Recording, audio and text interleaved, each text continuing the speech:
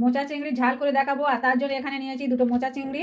আর মোচা চিংড়িটা ফ্রেশভাবে কেটে নিয়েছি, মাথার মধ্যে একটা নোংরা থাকে সেটা ফেলে দিয়েছি। এবার মোচা চিংড়ি দুটো আমি নুন হলুদ মাখিয়ে ভালো করে ভাজা করে নেব। এবার মোচা চিংড়ি দুটো আমি ভালো করে ভেজে নেব। এইভাবে ভেজে তুলে আমি একটা মশলা তৈরি করে নিয়েছি। এটা হচ্ছে শুকনো লঙ্কা, কাঁচা লঙ্কা, পেঁয়াজ, আদা, টমেটো, আর হচ্ছে একটু নারকেল কোড়া আর পোস্ত একসাথে আমি পেস্ট করে নিয়েছি, দিয়ে দেবো কড়াই। এবার আমি একটু ভালো করে এরকম নাড়বো। আর নাড়তে নাড়তে কষা করতে করতে তেল যখন ছেড়ে আসবে বন্ধুরা, তখন আমি চিংড়ি মাছ আর জল দিয়ে দেব।